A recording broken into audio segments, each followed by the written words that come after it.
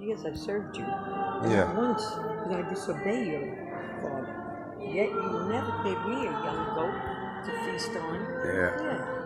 But when your son returns, Mom doesn't like the prodigal son.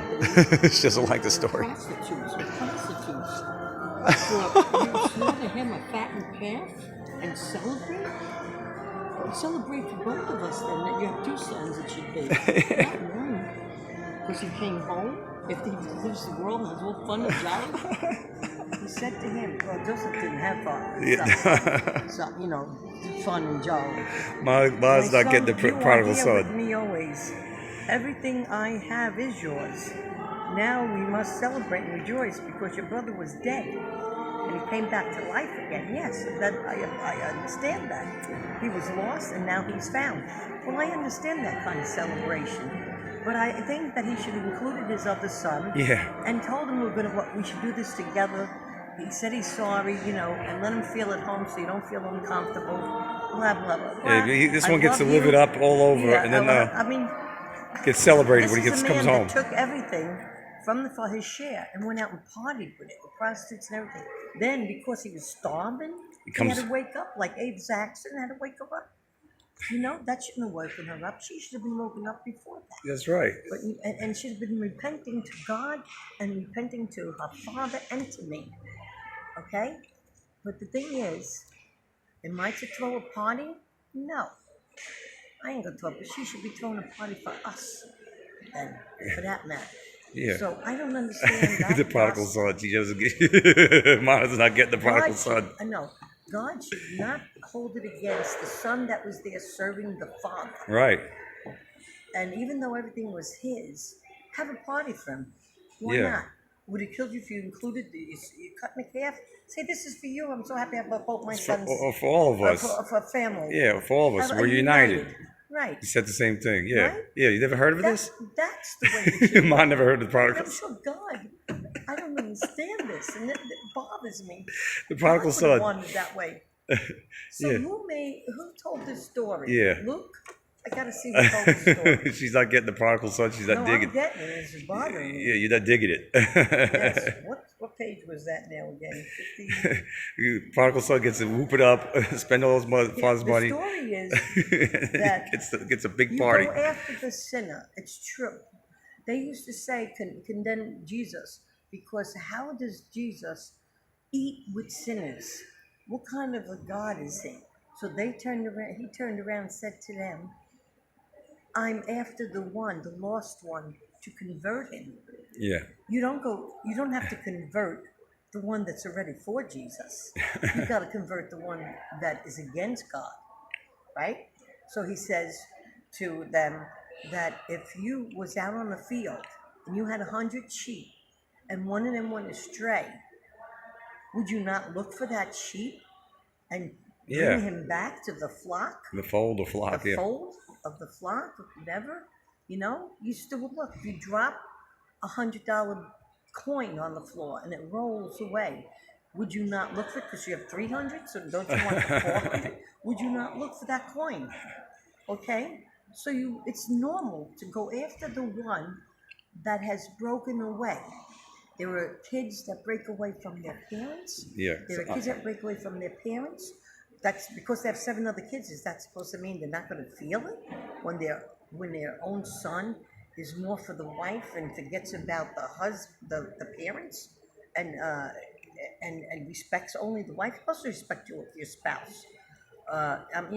Whether it's a wife or a husband, but you don't exclude what brought you into this world and raised you. In the process, you make that spouse come to the family as a unit. Okay? As in Carol and Joseph. But anyway, the thing is, my mother used to get hurt when she wasn't invited to certain people's houses after they got married. It took them 5 years to finally invite her. Wow. Yeah. So that's not right. That's not right. She was always hurt because the other one wasn't there. Yeah. It's not right. And some people do that. They're not thinking and everything. They throw things out of perspective and they go head over heels. There's got to be a medium. You can't go this way and you can't go that way without having a middle. There's a middle to everything. black and white makes gray. You gotta have a gray spot, okay? So now getting back to this son said, Father, I would like my share before you die. Can you give me my share of the property, my money and everything? And, why don't you give everybody their share?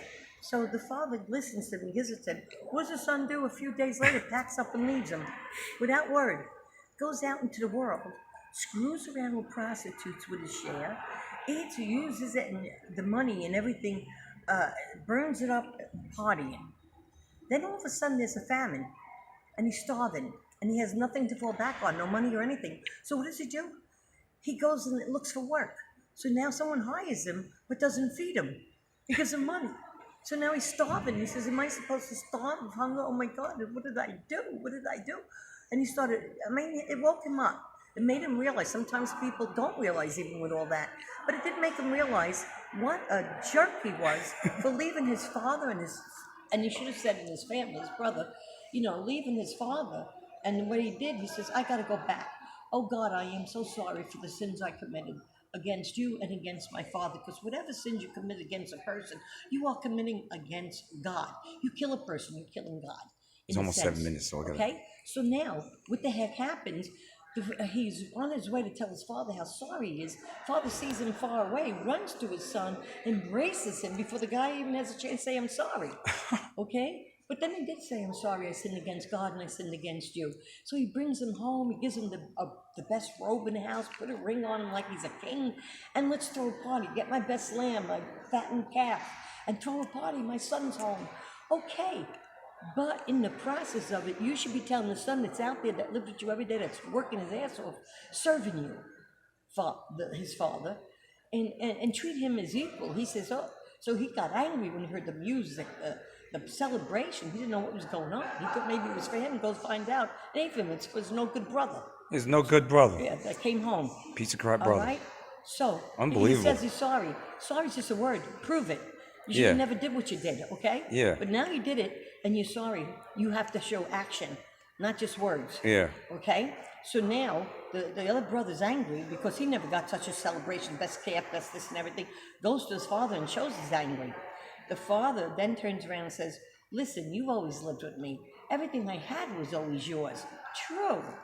But I served you too, Father, And he says, I didn't disrespect you or run away and take all the stuff.